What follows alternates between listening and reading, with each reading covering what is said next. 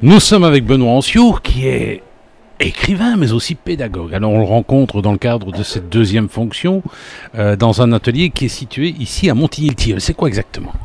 Donc l'atelier de la Renaissance, c'est un atelier que j'ai créé il y a un mois. Donc en fait, il s'est ouvert le 27 août, donc c'est pas une rentrée scolaire, mais c'est, on va dire, l'ouverture d'une grande aventure dans laquelle des jeunes apprenants, on va dire, à la scolarité difficile, sont maintenant pris en main autrement avec une pédagogie que j'ai inventée. Alors, au départ, ça s'appelle, vous auriez voulu appeler ça un ouvroir. Oui, au départ, j'avais pensé au mot ouvroir, qui est en fait un mot du Moyen-Âge qui désigne une assemblée de personnes qui constituent une communauté et qui pratiquent en même temps un art ou un artisanat. Donc par exemple, il y avait des ouvroirs dans lesquels des femmes tissaient ou bien des hommes pratiquaient la menuiserie. Mais finalement, je me suis dit que le mot atelier convenait mieux à notre époque et donc on revient à la notion d'artisanat. Alors, une autre pédagogie, c'est-à-dire que celle qu'on propose actuellement dans l'école traditionnelle, fonctionne plus ? Je pense que la pédagogie pratiquée dans les écoles traditionnelles est en grande difficulté. D'abord parce que chaque enseignant vient avec ses propres pratiques. Donc chaque enseignant a sa propre manière de fonctionner, sa propre méthode. À cela s'ajoute bien entendu que tout au long d'une journée, les adolescents ont des cours différents. Donc vous avez une heure de maths, puis une heure de français, puis une heure de néerlandais, chaque fois avec des méthodes différentes, chaque fois avec des exigences différentes de la part de l'enseignant, ce qui fait que l'élève normé, l'élève qui est habitué, on va dire, à respecter les règles, tout se passe bien pour lui. Par contre, l'élève qui a des difficultés, il est complètement perdu par ces changements permanents, ces changements perpétuels, j'ai envie de dire, et à ce moment-là, il ne sait plus à quel sens se vouer. Alors, cela dit, finalement, on a l'impression, il y a beaucoup de littérature sur le sujet, on a l'impression que c'est encore un enseignement qui est adapté à la révolution industrielle. Oui, je pense que c'est un enseignement, on va dire, éculé, c'est un enseignement qui est obsolète. Il est grand temps que nos dirigeants prennent conscience que l'école doit changer avant qu'il ne soit trop tard. L'école est obligée de se rénover, l'école est obligée, j'ai envie de dire, de se révolutionner. Parce que les adolescents qui s'y trouvent ne s'y plaisent plus, même s'ils sont bons élèves, mon quotidien me le dit, en fait, ils ne sont pas du tout heureux d'être en classe, simplement parce que ce qu'on leur propose à tous les niveaux ne convient plus à leurs attentes. Pourtant, l'enseignement, on l'avait déjà rénové. J'ai connu l'enseignement rénové. Il a été mal rénové ? Je pense qu'il a été extrêmement mal rénové. Nous avons eu l'occasion, à partir de recherches effectuées par certains de nos chercheurs très brillants dans les années 90, de prendre une bonne direction, celle que les Finlandais et les Canadiens, par exemple, ont suivie. Mais malheureusement, nous avons pris d'autres voies. Alors, sans citer de nom, je dirais que nous avons fait vraiment le mauvais choix en privilégiant les compétences, en évacuant les connaissances dans le secondaire, alors que, justement, à l'université, on exige pratiquement des étudiants que simplement de rendre des connaissances. J'ai l'impression que c'est voulu tout ça. Je ne vais pas faire de politique ici, mais il me semble que c'est quand même un peu voulu. Faire des citoyens des moutons de Panurge, c'est quelque chose d'extrêmement facile. Lorsque les citoyens se mettent à réfléchir, se mettent à éveiller leur esprit critique, tel que le décret mission d'ailleurs le prévoit, il devient beaucoup plus difficile de les contrôler. Et pour moi, une école qui responsabilise ses apprenants, une école qui ne les infantilise plus, c'est une école qui accepte que les apprenants aient des idées différentes de celles qui doivent être pensées. Alors une question, comment vous procédez dans votre atelier ? Alors, disons, l'atelier a toute une série de spécificités. On va dire que on ne peut pas comparer ce qui se passe dans l'enseignement traditionnel avec ce qui se passe ici. Mais par exemple, les apprenants arrivent à l'heure qu'ils désirent, en tout cas à l'heure qui a été convenue avec leurs parents. C'est-à-dire que si avec les parents nous avons convenu dans le contrat qu'on commence à 9h, on commence à 9h. D'autres commencent plus tôt, d'autres commencent plus tard. Alors simplement, chacun a son programme spécifique en fonction de ses difficultés, en fonction de ses excellences, en fonction qu'il fasse le CESS, qu'il fasse le C1D ou qu'il fasse le C2D, tout ça devant le jury central, eh bien le programme est différent. Donc l'atelier fonctionne, on va dire, à la carte. Par ailleurs, il n'y a pas de cours. Il n'y a pas de cours au sens strict du terme. C'est chaque apprenant qui découvre lui-même la matière à partir d'un tas de livres que nous possédons, à partir d'Internet, à partir de tutoriels qui figurent sur YouTube, à partir de toute une série de sources d'informations que nous n'avions pas dans le passé et qui aujourd'hui permettent à l'apprenant d'être particulièrement autonome. Alors, quelles sont les matières, par exemple, que vous abordez ici à l'atelier? Vous ne savez pas aborder toutes les matières. Alors, de toute façon, mon obsession, j'ai envie de dire, c'est la réussite du jury central. Donc, on n'est pas dans une école ici qu'on pourra qualifier de démocratique. Alors, j'explique un peu ce dont il s'agit. Une école démocratique, c'est une école qui se centre avant tout sur la citoyenneté responsable. C'est-à-dire que le travail scolaire passe à l'arrière-plan. Ici, le travail scolaire passe à l'avant-plan.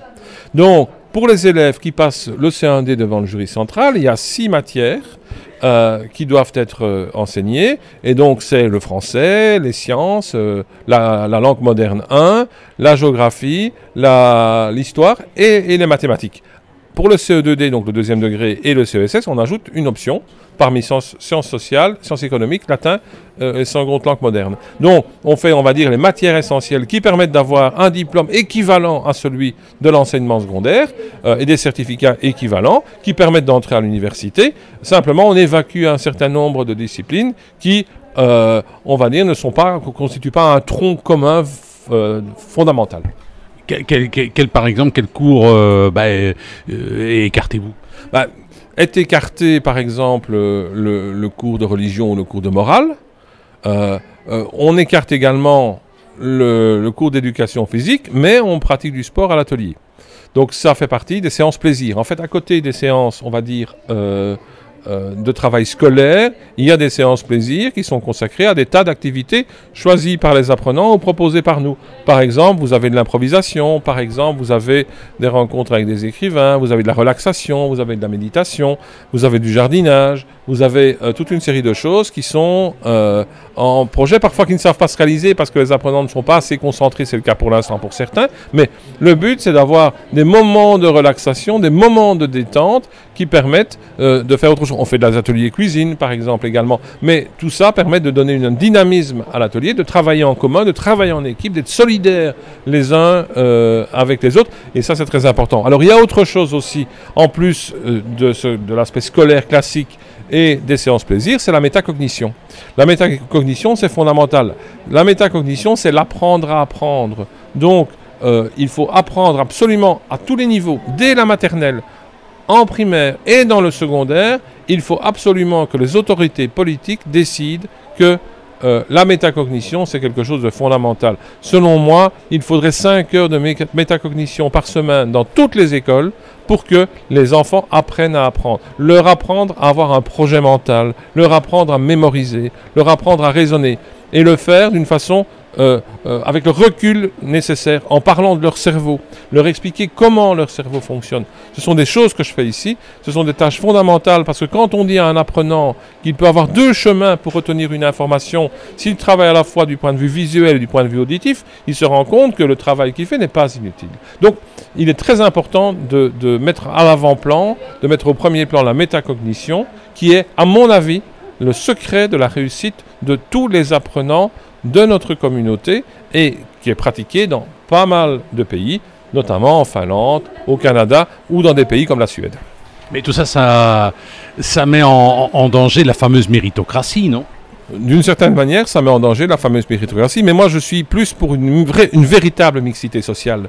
Moi, ce qui m'intéresse, c'est de mélanger des apprenants. D'ailleurs, l'école ici, elle est pratiquement gratuite. C'est une école privée, mais où les apprenants ne payent rien ou presque. Quand je dis ne paye rien ou presque, l'apprenant qui n'a pas d'argent, qu'est-ce qu'il fait? Eh bien, il participe à la vie de l'atelier. Et à ce moment-là, il compense quelque part avec sa participation à la vie de l'atelier les dépenses qu'il devrait faire pour mériter sa place ici, d'une certaine manière.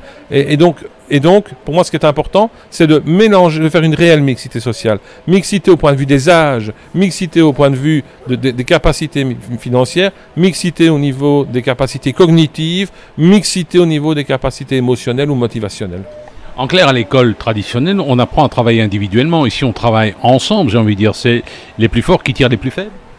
je pense que les plus forts, d'une certaine façon, tirent les plus faibles, mais je pense qu'il y a toujours des plus forts et des plus faibles en fonction des différentes matières, en fonction des différentes choses. Donc quelqu'un qui, par exemple, est faible en maths va être fort en français. Quelqu'un qui a de grandes qualités pour organiser quelque chose va pouvoir montrer à quelqu'un qui est un très mauvais organisateur comment s'y prendre. Donc pour moi, tout le monde a des talents. La seule chose, c'est que l'école traditionnelle n'est pas capable de les faire éclore. L'école traditionnelle n'est pas capable de les faire grandir. Et donc, il faut aussi du respect. Je pense que le respect entre l'apprenant et le coach, c'est quelque chose de fondamental. Et le respect, ça se mérite. Pour moi, le coach que je suis est au même niveau que l'apprenant. Le coach, c'est juste une courroie de transmission entre l'apprenant et les savoirs. Je ne suis pas un prof ici tout en haut qui regarde ses élèves qui sont tout en bas et qui les méprise et qui ne répond pas à leurs questions. Je pense que la vraie réussite, c'est d'arriver à ce que l'apprenant considère qu'il apprend par lui-même avec l'aide du coach, simplement parce qu'il a envie d'apprendre. Mais comment voit-on du côté de l'enseignement dit traditionnel ? Je pense que les réactions sont assez, pour l'instant, négatives. En tout cas, en novembre, quand j'ai fait mes réunions ici à Montigny-le-Tilleul, j'ai eu des contacts avec des gens, on va dire, émanant des cercles du pouvoir et qui n'ont pas toujours eu le discours qu'ils auraient pu avoir. C'est-à-dire, ils ont été très sévères par rapport à ma manière de fonctionner, en me traitant d'utopiste, en me disant que jamais je ne pourrais ouvrir une école comme celle-là. Je leur ai prouvé le contraire en retroussant mes manches. Et par exemple, en pratiquant de bricolage que je n'ai jamais pratiqué dans mon existence. Et là, tout à coup, je me suis dit, voilà, je vais être capable de bricoler parce que je suis motivé à le faire pour avoir un projet le meilleur possible. Alors, un site internet pratico-pratique ? Pour l'instant, le site internet est toujours en travail. Il y a des élèves qui vont travailler dessus. Hein. Des élèves, des apprenants, ce sont des apprenants ici, pas des élèves, des apprenants qui vont peut-être travailler dessus. Mais bon, il y a de toute façon plein de pages Facebook. Si vous allez sur Facebook, il y a une page qui s'appelle l'Atelier de la Renaissance. Vous pouvez aussi devenir ami avec Benoît Anciot auteur ou Benoît Anciot coaching. On met régulièrement plein d'informations. Il y a aussi un blog, mais le site web sera pour dans quelques semaines, voire dans quelques mois. Le temps aussi que je puisse y dire des choses qui sont en conformité avec ce qui se passe réellement dans l'atelier et qu'on puisse faire la différence entre la théorie et la pratique.